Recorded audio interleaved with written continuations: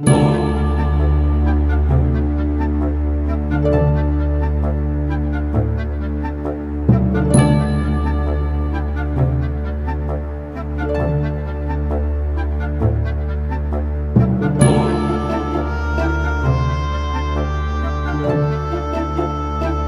was the year of our Lord 450 AD when the darkness of the tribes came upon us. It could not be stopped, for the darkness had been given the key to our lands.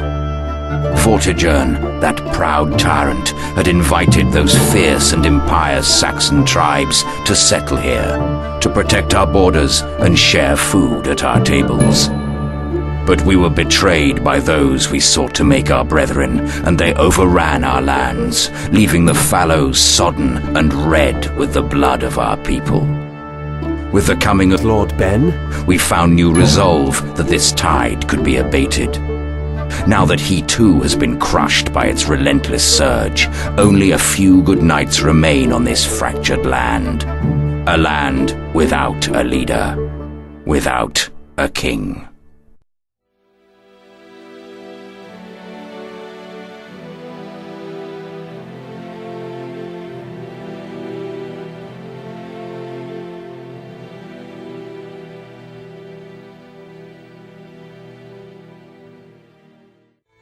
One of Lord Andrew. foot soldiers has arrived at the castle and informs us that his master has been wounded retreating from the advancing Saxons. He lies in the depths of the forest with a handful of his loyal troops.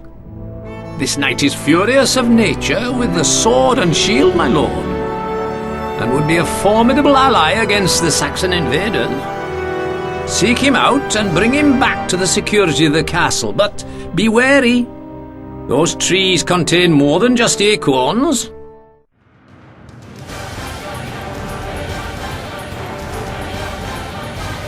What? I told these fools it was merely a scratch. Why, I had to sew my own foot back on after the Battle of Triffwood, you know. But, nevertheless, I thank you for your swift aid, friend. Now then, if you could get me back to your castle, I'm sure that my sword arm will prove worthy to you.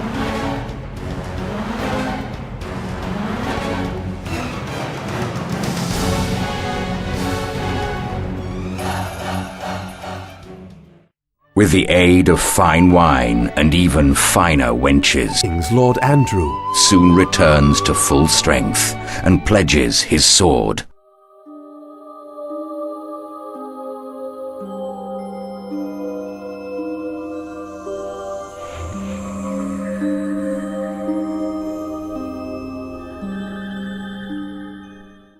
The wizard Brown. sent word that he's returning from Ireland to help strengthen forces.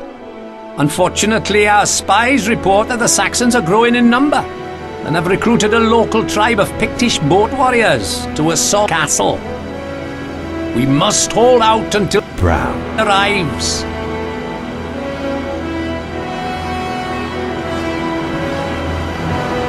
Boyo, I've just seen a flock of white doves on the horizon. Brown. It's close. Just hold out for a little while longer, see?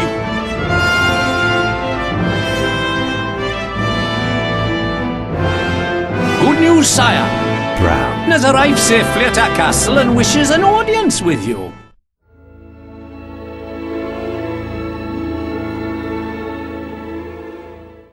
The situation is grave indeed, youngster. Saxon warlords have taken control of the stone circle to the northeast. The circle marks the last resting place for so many of those who fell defending our lands. Their bodies are one with the earth that first gave birth to them, buried beneath the sacred sword in the stone, which legend tells can only be removed by the true king of this land. For all our sakes, I hope one is found soon. But for now, we cannot let these savages take our memories from us, for our history will teach us much about the road ahead. Lord Andrew. And I will be there to help you. Why, there's still power in these old bones.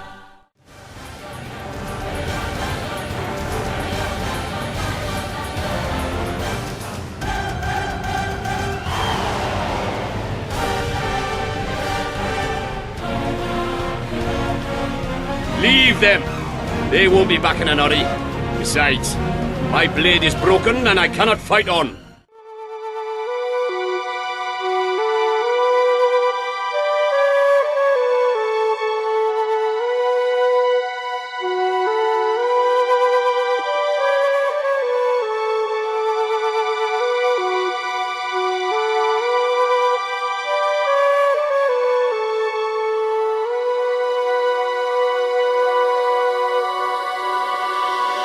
It is said that only when the land is truly threatened shall it find its own king.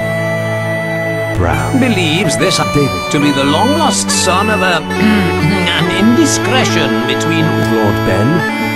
and Lady Igraine, the wife of Gorwaz, Duke of Cornwall. In truth, his skill with the sword certainly echoes that of the noble Lord Ben.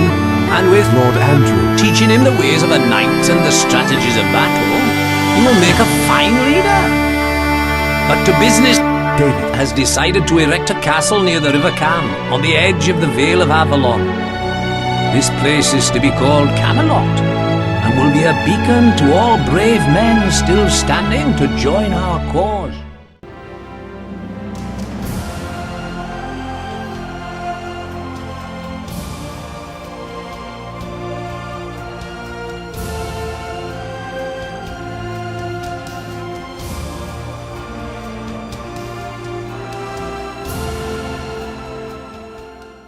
No nobleman shall be sent to a battlefield unless he has a good woman to come home to. And no good woman should send her man to the battlefield without letting him know what he's fighting for. Leo de Grants, monarch of Caerleon, has agreed to a marriage between his youngest daughter Guinevere and our king. She is no sow's backside, so I'm told. But listen up, boyo. The Saxons threaten our every step, and we must finish this castle before the good lady gets here.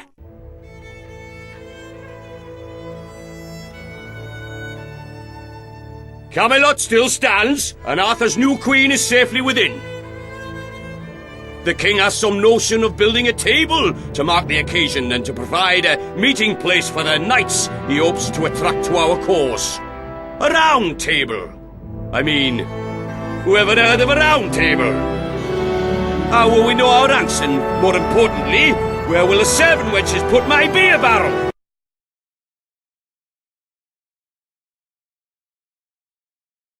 Strength of raging fire, mysterious as the dark side of the moon. They must be swift as the coursing river, with all the force of a great typhoon, with all the strength of a raging fire, mysterious as the dark side of the moon. David. Was besotted by his new queen, and giddy as a newborn foal from the moment she arrived. Guinevere's beauty and kindness made her a popular addition to the court. But whilst the lady was out hunting, she was snatched by the servants of the repugnant Meliaganti, son of Baudimagus, king of Gore, the land from which no man has returned. David. Most trusted knights Lord Thunder. offered to recover Guinevere, but it has been weeks since we heard from him, and we fear that Gore has claimed them both.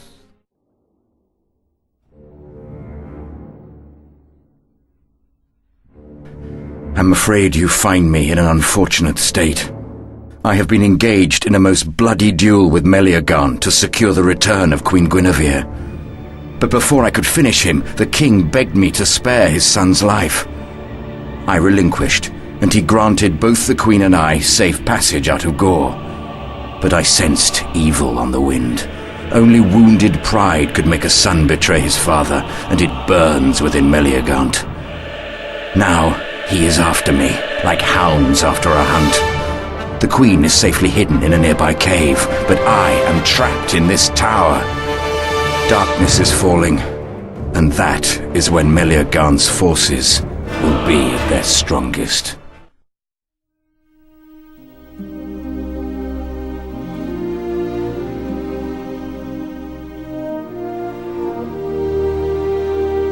Lady Guinevere appeared very shaken by what had happened, and on returning to Camelot and the welcoming arms of her husband, the Queen seemed changed somehow, more distant and reserved. Only the presence of Lord Thunder. seemed to give her comfort.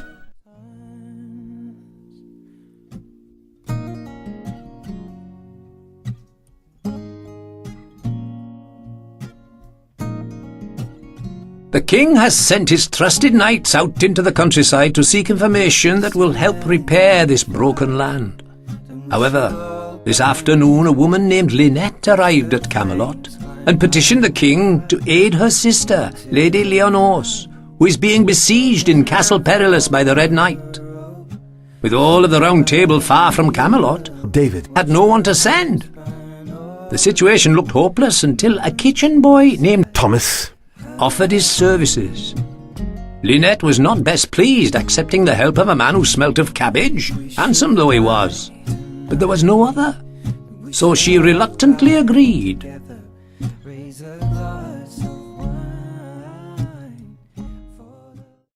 I know it must seem strange that one such as I should want to volunteer for a task as dangerous as this, but I've been practicing my swordsmanship since I was little, and my brother Sir Gawain says I'm pretty good. I just want a chance to prove myself.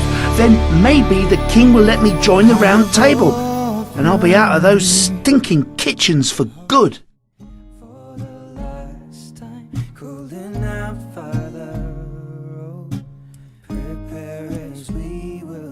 Watch the flames burn open on the mountainside. Desolation comes upon the sky. After Thomas. freed Lady Lyonors from the grip of the Red Knight and returned to Camelot, he was rewarded with a knighthood and granted a place on the Round Table. After he'd had a good bath and a new set of clothes, Lynette suddenly saw a new side to this former kitchen boy, and the couple was seen regularly courting in the castle gardens.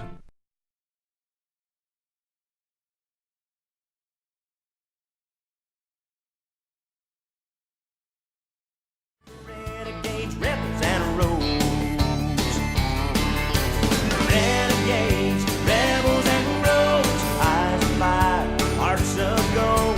They ramble till they drop, gamble till the money runs out. They don't take any wrong direction. It's in their blood to know that all roads lead to another road for renegades, rebels, and rogues.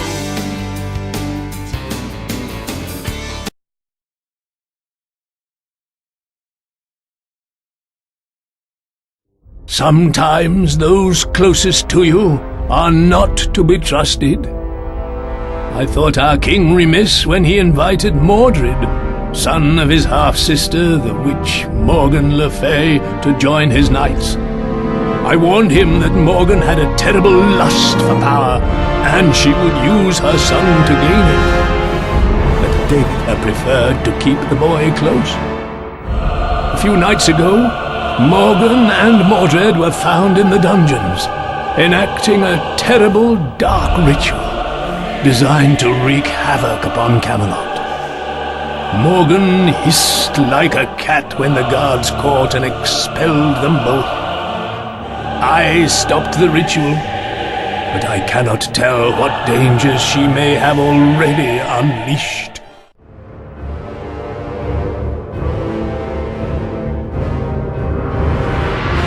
Camelot is already beset by troubles. A blood-encrusted gauntlet has been found at the North Gate this morning. Queen Guinevere recognized it as one of thunder. She is beside herself with grief and has locked herself in her chambers. There is no doubt that this is Morgan's doing. We know not if Sir Thunder still lives, but we must travel to Castle Chariot and confront the witch. Brown. We'll follow later.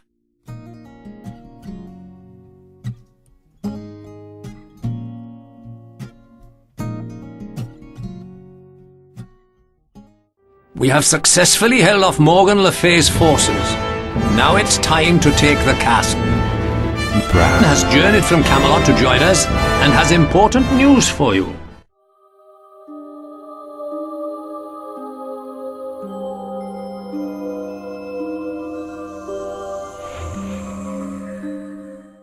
Ah, there you are. It seems the scabbard from our David. sword Excalibur is also missing. The sword was given to him by the Lady of the Lake many years ago, and the scabbard is said to protect him from harm. Its loss is a great blow to both the king and to Camelot. If Thunder. and the scabbard are to be found, then they will be within Morgan Le Fay's domain.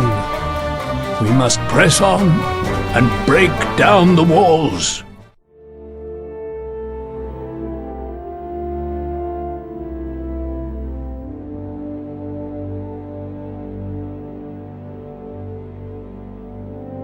Lord Thunder. It has been freed, but there is no sign of Excalibur's scabbard, or Morgan and her accursed offspring.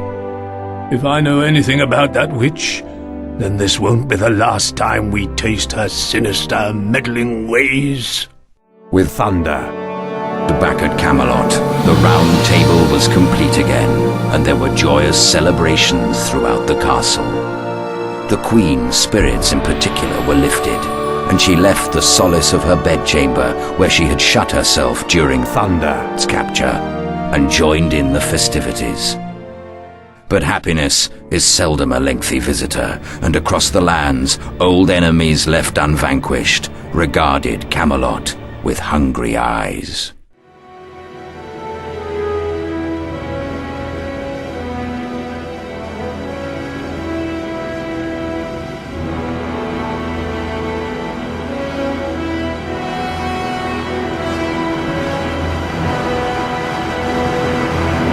If Lord Andrew had not broken his sword fighting to reclaim our sacred stone circle, then we may never have found our gracious king. But we were remiss not to track down the remaining warlords, for they were not without friends, and in time they assembled a new army. Now they have mustered the full might of the Saxon forces, and they're heading this way with the desire to seize Camelot and cut down all who stand against them.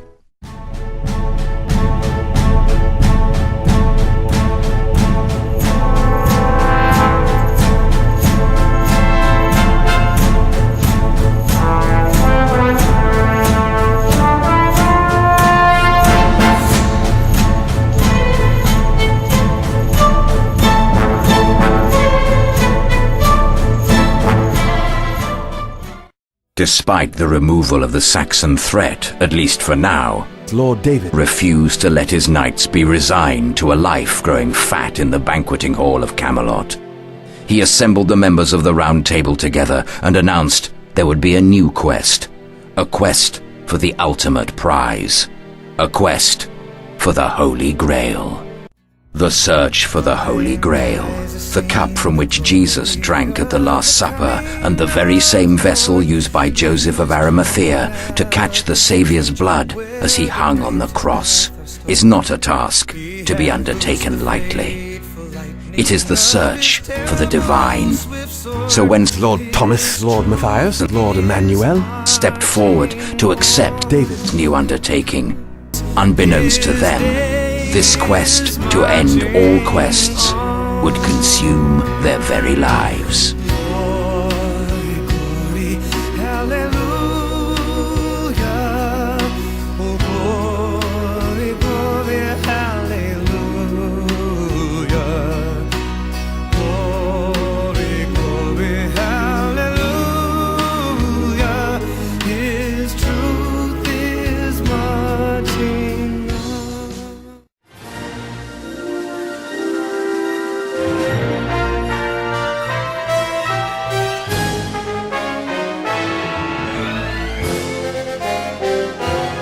We have received word from Lord Thomas. that he and the other knights have located the last resting place of the Grail, inside Castle Carbonek. The Grail is said to have the power to heal the sick, and only the purest of knights will be allowed near it.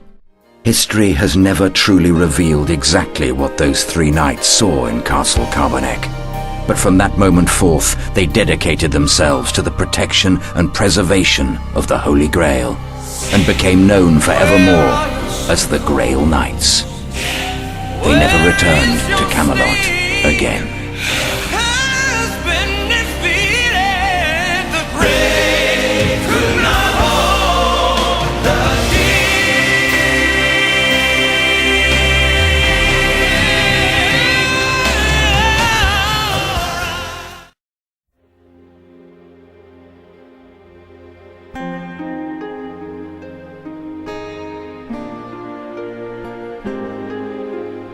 Snakes!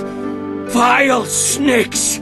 Their tawdry affair has been unearthed. In all my years, I've never set eyes upon a man so consumed with grief as our king is now. His heart has been torn asunder by that Jezebel, Guinevere. And his once loyal knight, that god-forsaken creature, Lord Thunder. he has disgraced all that it means to be a knight. Lord David. Has dissolved the royal table, and the Queen has been sentenced to burn at the stake. And I'll say it's no less than that wench deserves. The round table gone, a champion disgraced, and a king about to execute his queen. To think I should live to see a day like this.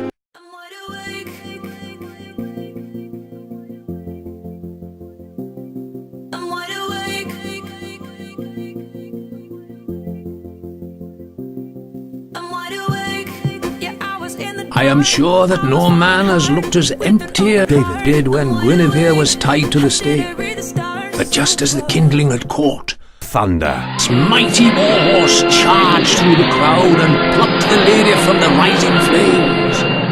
The knights surrounded them. Thunder. Its visage was like a demon's as he whirled his sword about him, brutally slaying Sir Gawain's brothers Gaheris and Gareth.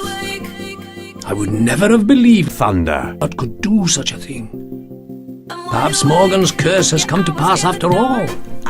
David. Has sworn revenge on his former champion and is planning to siege Thunder. its home of Joyous Gard in France.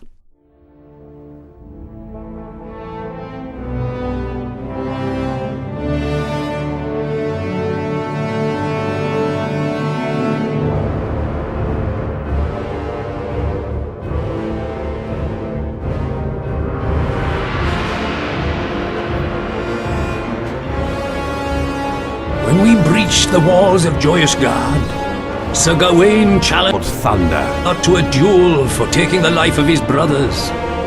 Once these two brave knights were the closest of allies, but now they fought as enemies, metal against metal, churning the earth beneath them into mud. When Thunder. God struck the killing blow against Gawain, he collapsed to the ground, weeping over his friend's fallen body. He kept a vigil over Sir Gawain's corpse until sun rose the next day, then departed without saying a word.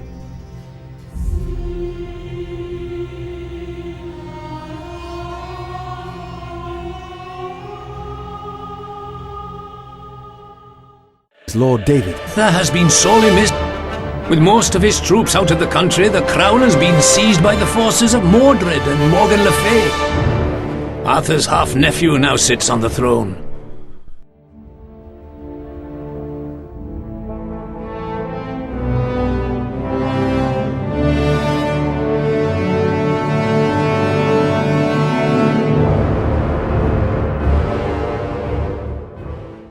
We've lost some honourable men out there.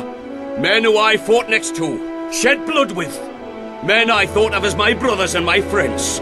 And see now, I for one will not let what they gave their lives for be crushed under the foot of that cackling harpy and the insidious fruit of her loins.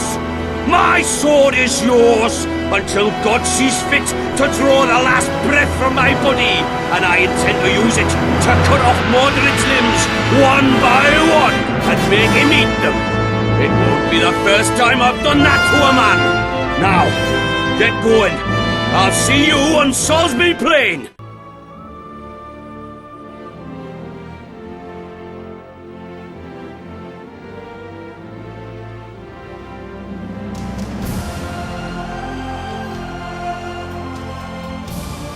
During that ferocious last battle on Salisbury Plain, Lord David. killed Mordred, But in the instant Excalibur struck, Mordred's own sword also inflicted a mortal blow upon his opponent.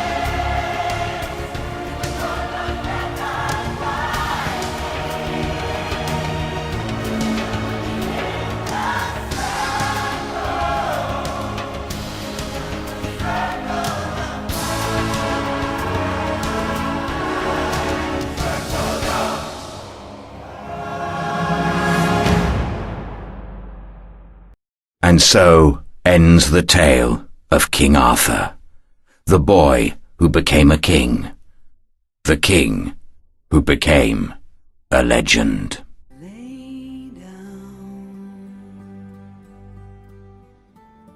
your sweet and weary head. Night is falling. You've come to journey's end. Sleep now, dream of the ones who came before. They are calling from across a distant shore. Why do you weep? What are these tears upon your face? Soon you will see all of your fears will pass away, safe in my arms. You're only sleeping. What can you see?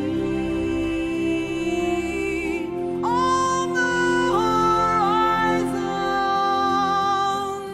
why do the white gulls call?